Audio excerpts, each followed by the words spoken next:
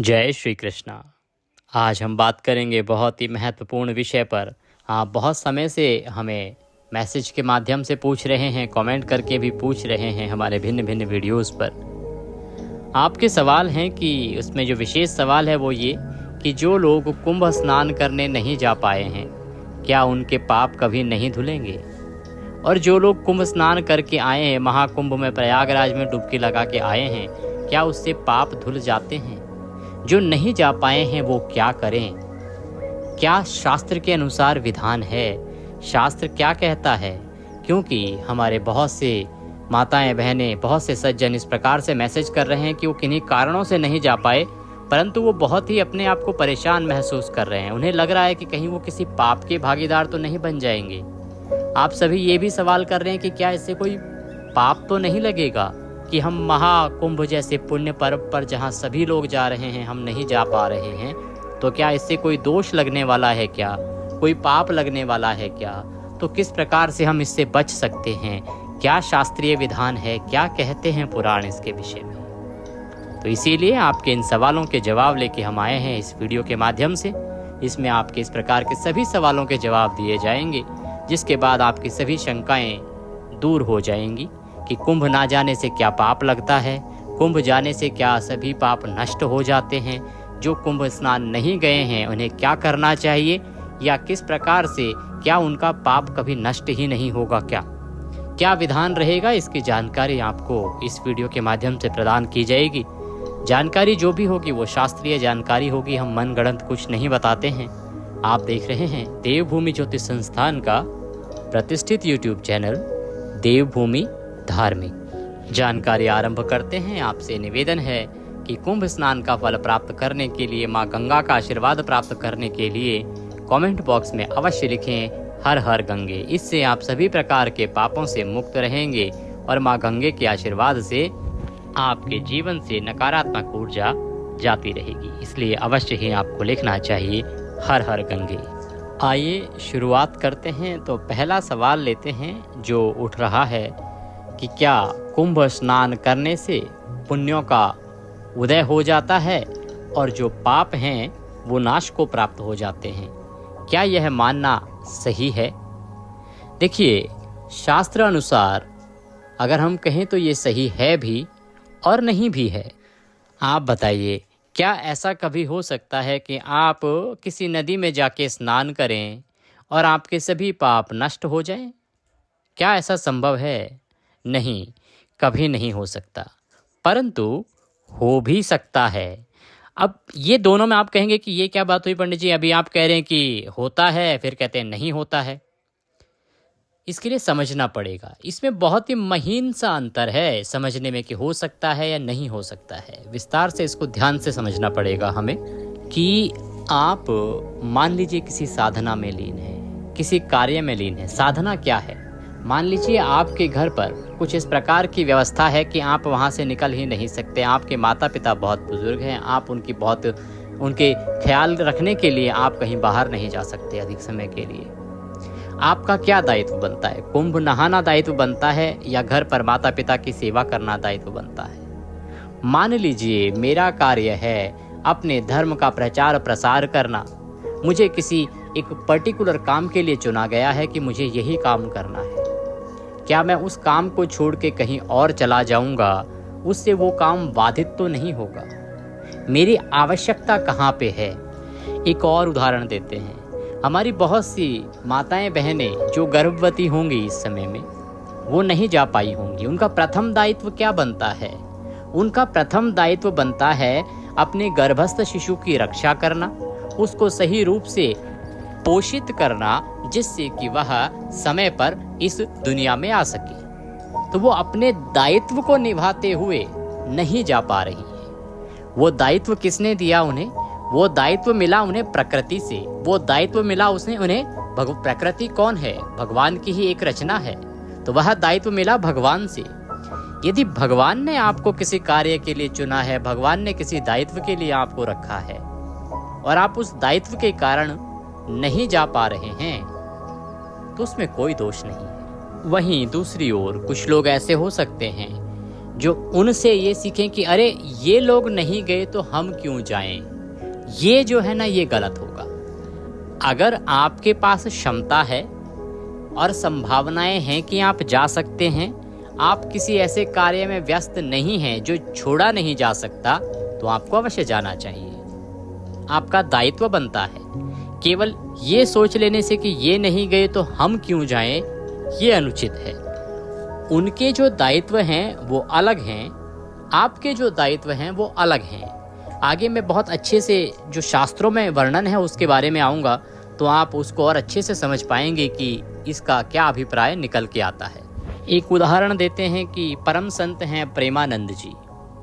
प्रेमानंद जी कुंभ नगरी नहीं गए, प्रेमानंद जी कुंभ स्नान के लिए भी नहीं गए। हमारा भी उनसे वार्तालाप हुआ, तो उनका जो सीधा कहना है कि उनको राधा रानी ने चुना है, राधा रानी की भक्ति करने के लिए, राधा रानी का जप और नाम प्रचार प्रसार करने के लिए।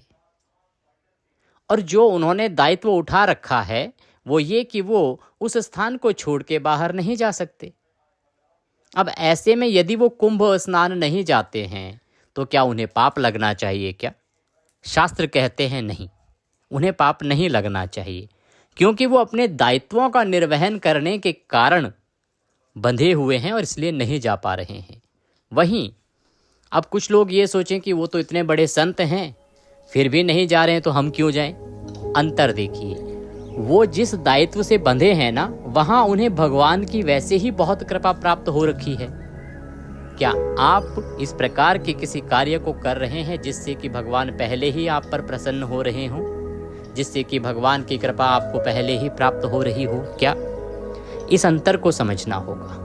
ना जाने के पीछे कारण क्या है, आपका तर्क क्या है, उसके आधार पर ही निर्णय हो पाएगा कि आप अगर नहीं गए हैं तो आपको पाप लगेगा या पुण्य लगेगा। मैं आपको और उदाहरण दूंगा, शास्त्र में कुछ और विवेचन मिलते हैं, उनके बारे में बताऊंगा, उससे और अधिक स्पष्टीकरण होगा। साथ ही जो लोग नहीं जा पाए हैं वो लोग क्या कर सकते हैं, इस विषय में शास्त्र क्या कहते हैं, उस पर भी आगे हम चर्चा करेंगे। देखिए, रामकृष्ण परमहंस जी के बारे में आपने सुना होगा। रामकृष्ण परमहंस परम भक्त थे और उन्होंने माँ काली के साक्षात दर्शन किए थे। एक प्रकार से उनकी भक्ति इतनी अधिक हो गई थी कि वो स्वयं साक्षात काली हो गए थे। उसके बावजूद वो माँ काली की आराधना लगातार करते रहे। तो एक दिन स्वामी विवेकानंद जी ने उनसे पूछा कि आपने तो साक्षात काली के दर्शन कर लिए हैं और आपने जान लिया है कि जो आप हैं वही काली हैं, जो काली हैं वही आप हैं, आप तो इतने भक्ति में हैं, फिर भी आप लगातार काली की आराधना क्यों करते हैं, क्या कारण है? तो उन्होंने जवाब दिया कि लोक शिक्षा के लिए, क्योंकि मैं किस अवस्था में हूँ उसे कोई भी नहीं समझेगा, कोई नहीं जानेगा। सब यही कहेंगे कि जब रामकृष्ण ने पूजा करनी छोड़ दी तो हम भी क्यों करें।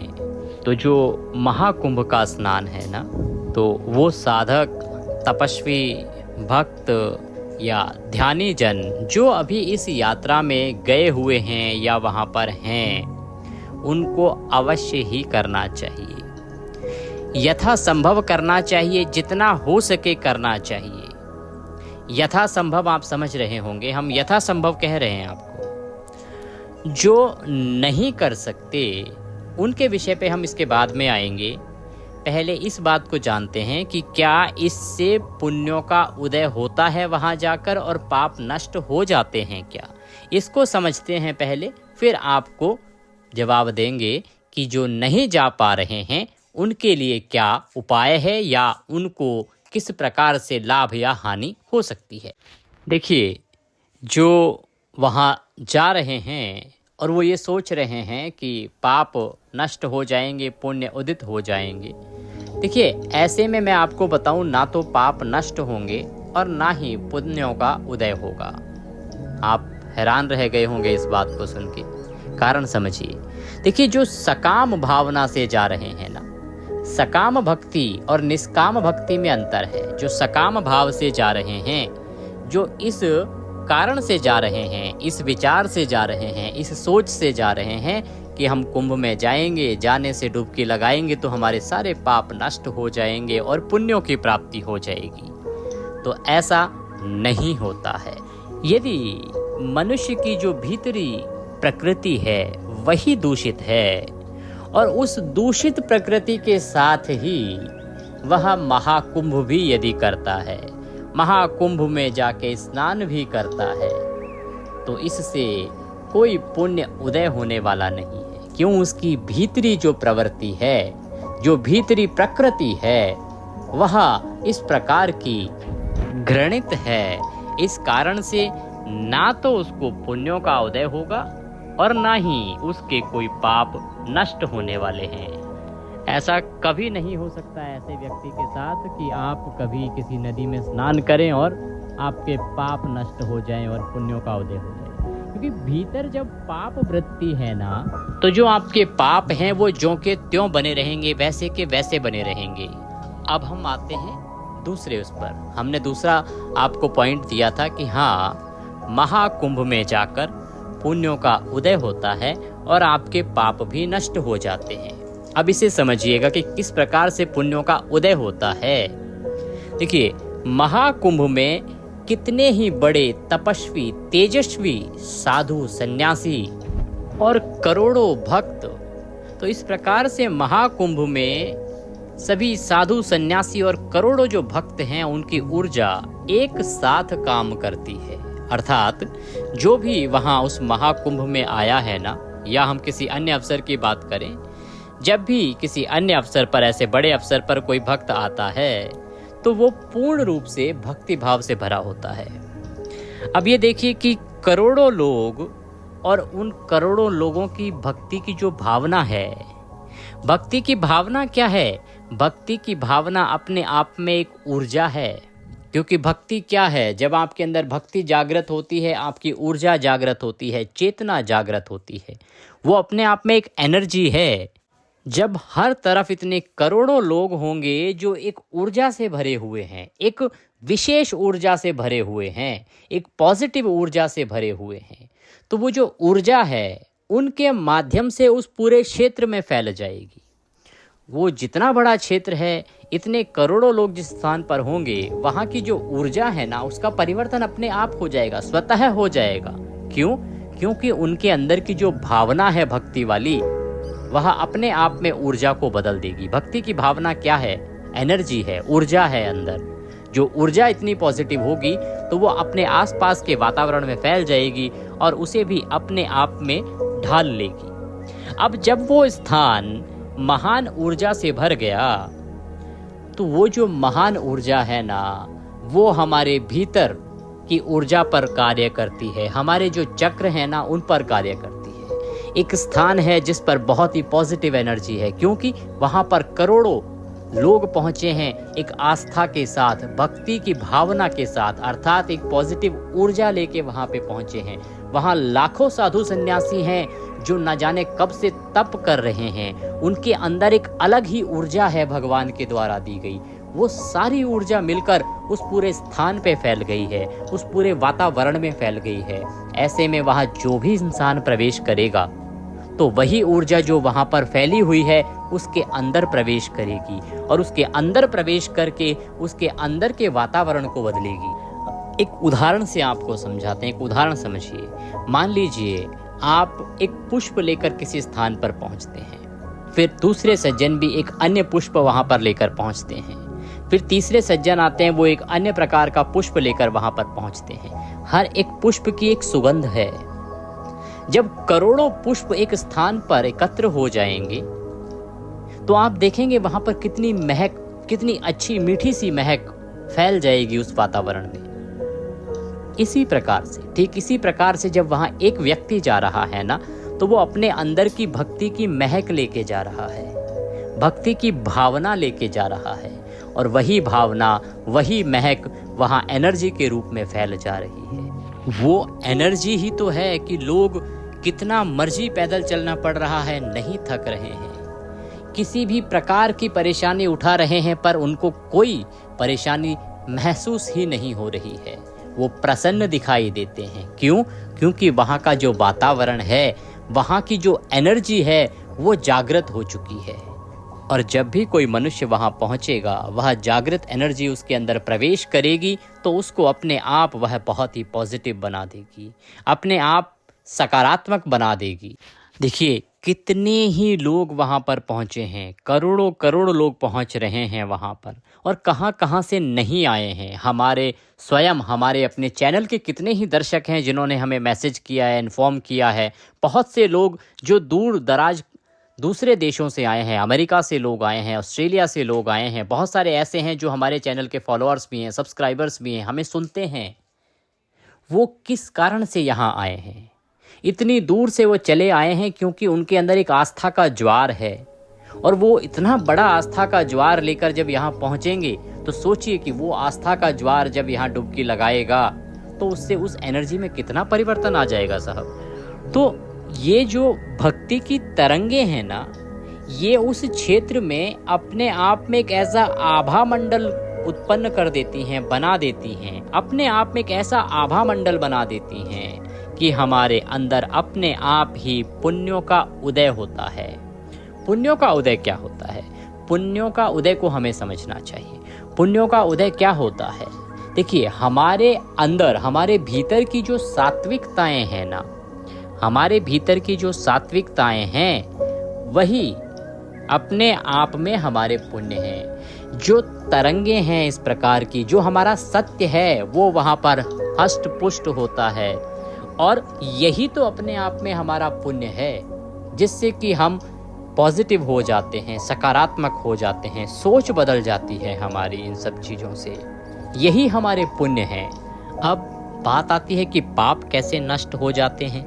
देखिए यदि महाकुंभ की उन महा ऊर्जावान तरंगों को आप प्राप्त करते हैं, ग्रहण करते हैं, दूर दराज से आए हुए बड़े बड़े साधु, सन्यासी, ज्ञानी, महात्मा, धर्मात्मा पुरुषों के आप दर्शन करते हैं ना, सबको जब दर्शन करते हैं तो उनके दर्शन करने से होता क्या है कि हमारे भीतर की जो पाप वृत्ति है उस पाप वृत्ति का दमन होता है।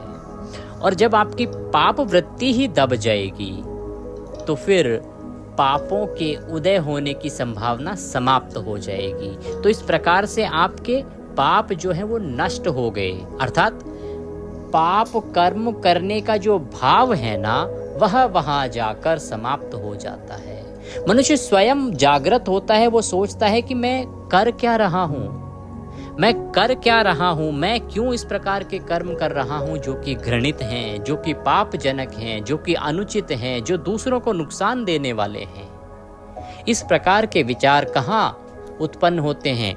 महाकुंभ जैसे स्थान पर, तीर्थ स्थान पर ही जाकर इस प्रकार के विचार जो हैं वो आते हैं। इस प्रकार का वैराग्य या आत्म जागरण का जो भाव है ना वो जागृत होता है। वो सोचता है कि मैं किस नरक की यात्रा पर जा रहा हूँ। देखिए नरक में रहकर आप नरक के पाप को अनुभव नहीं कर सकते, उसके लिए आपको किसी स्वर्ग जैसे स्थान पर जाना होगा, किसी पवित्र स्थान पर जाना होगा, तब आप अंतर अनुभव करेंगे। गंदगी का अनुभव गंदगी में रहकर नहीं कर सकते, स्वच्छ परिवेश में रहकर ही गंदगी का अनुभव कर सकते हैं। जैसे हमारे बहुत से, आपके आसपास भी बहुत से लोग हैं जो विदेश जाते हैं, आपने उनको कहते सुना होगा कि इतना सुंदर विदेश है, और उसके बाद उनको लगता है कि हमारा देश कितना गंदा है या हमारे यहाँ कितनी गंदगी है। ऐसा क्यों? क्योंकि जब वो स्वच्छ वातावरण में गए तब उन्हें उस गंदगी का एहसास हुआ। ऊर्जा बदली ना। जब आप उस गंदी ही ऊर्जा में रहेंगे तो आप परिवर्तित हो ही नहीं पाएंगे। उसी प्रकार से जब आप इतने अच्छे वातावरण में, महाकुंभ में जाकर, जो एक बहुत ही घनीभूत ऊर्जा है, उसमें जब आप प्रवेश करते हैं तो वह ऊर्जा हमारे चक्रों पर काम करती है, हमें आत्मबोध कराती है कि हमें पाप वृत्ति को छोड़कर विश्व कल्याण के भावनाओं के साथ अग्रसर होना चाहिए, आगे बढ़ना चाहिए, विश्व कल्याण के कार्य करने चाहिए। और जैसे ही ये भावना आती है तो पुण्य उदय होते हैं और पाप नष्ट होते हैं। अब अगले प्रश्न पर आते हैं। जो प्रश्न हमारे सामने आया है कि वो भक्त जो किसी कारण से, कोई भी कारण रहा हो, किसी भी कारण से हो सकता है, उनके स्वास्थ्य का कारण हो, जीविका का कारण हो, रोजगार नौकरी का कारण हो, पारिवारिक कुछ परिस्थितियां ऐसी रही हों, कोई भी कारण रहा हो, यदि वो महाकुंभ नहीं जा पाए तो उनका उद्धार कैसे होगा? क्या उन्हें पुण्य की प्राप्ति नहीं होगी? जी, अवश्य होगी। सभी का उद्धार होगा, सभी का कल्याण होगा। जो नहीं जा पा रहे, चाहे किसी भी कारण से वो नहीं जा पा रहे हैं, कुछ ना कुछ तो मजबूरी ही रही होगी, अन्यथा सभी जाना चाहते हैं। तो उनको करना क्या चाहिए कि यदि वे इस भावना के साथ कि वो संगम में डुबकी लगाना चाहते हैं, वो गंगा में स्नान करना चाहते हैं, इस भावना के साथ जब स्नान करें सुबह, तो अपने जल में, नहाने का जो जल है उसमें एक बूंद भी गंगा जल डाल लें और उससे स्नान कर लेंगे इस भावना के साथ कि हे माँ गंगे, हम वहाँ नहीं आ पाए क्योंकि हमारे साथ ये परेशानियाँ थी, ये मजबूरियाँ थी। तो आपका जो वह स्नान होगा ना, वो भी आपको महाकुंभ स्नान का ही फल देगा, क्योंकि व्यवस्थाओं में, शास्त्रों में आपात धर्म कहा गया है। अर्थात आपात धर्म की बात करते हैं। आपात धर्म के अंतर्गत जैसे हम एक उदाहरण लें, संत रैदास जी थे, मन चंगा तो कटौती में गंगा, अपनी कटौती में से ही गंगा को प्रकट कर दिया। तो भगवान ने ये जो उदाहरण रचे हैं ना, ये किस लिए रचे हैं? क्योंकि भगवान को सबका ध्यान रखना है। भगवान ने कहा कि अगर कोई व्यक्ति नहीं जा सकता किसी कारण से तीर्थ यात्रा पर, तो क्या उसको घर बैठे तीर्थ का पुण्य फल प्राप्त नहीं होना चाहिए क्या?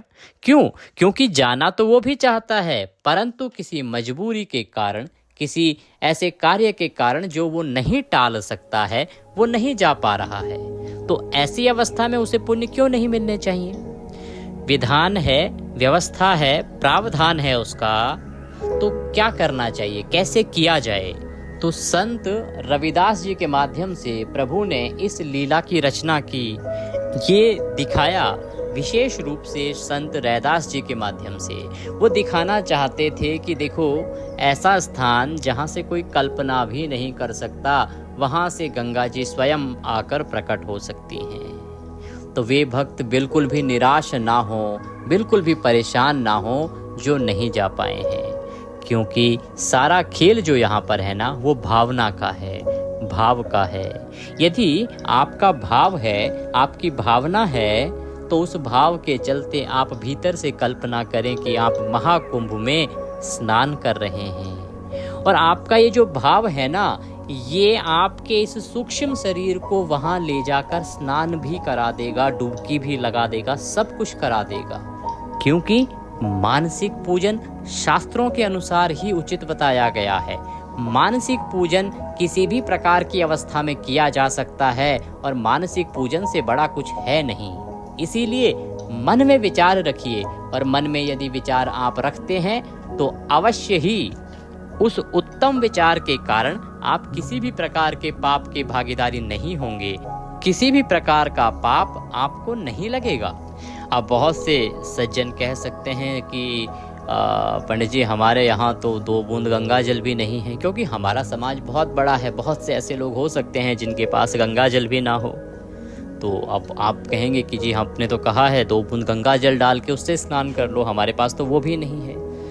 तो वो कहीं से भी उपलब्ध हो जाता है, और अगर वो गंगा जल फिर भी आपको कहीं से उपलब्ध ना हो, तो आप जल को स्वयं ही कह दो कि हे गंगा मैया, यह आप स्वयं ही हो और हम आप ही के जल से स्नान कर रहे हैं।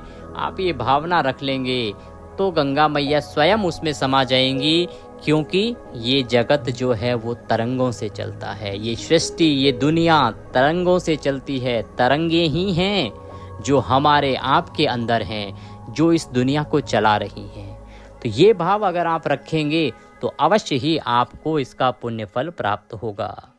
तो आप अपने भाव की तरंगों को जितना अधिक गहराएंगे, जितना अधिक गहरा बनाएंगे, उतना उत्तम रहेगा।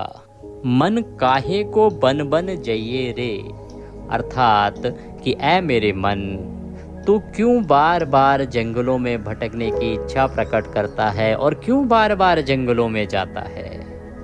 मन काहे को बन बन जइये रे, मथुरा जइये, काशी जइये या त्रिवेणी जइये। इस घट भीतर असली तीरथ, याही में मलमल रहिए रे, मन काहे को बन बन जइये रे।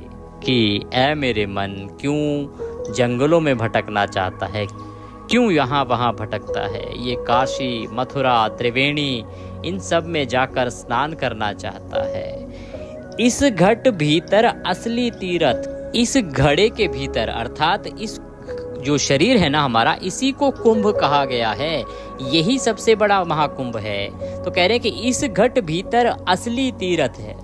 तो जो असली तीर्थ स्थान है ना, वो तो ये आपके शरीर रूपी कुंभ के भीतर ही है। याही में मलमल रहिए रे, इसी में मलमल के तू नहा ले, तेरा कल्याण होगा, मन काहे को बन बन जाइए रे। तो जो इस शरीर को हमारे शरीर में कुंभ कहा गया है, कुंभ माने घट, घट माने घड़ा। ये जो हमारा शरीर है ना, यही अपने आप में कुंभ है। वास्तविक स्नान तो अपने भीतर ही करने का है, अपने भीतर के कुंभ में ही करने का है।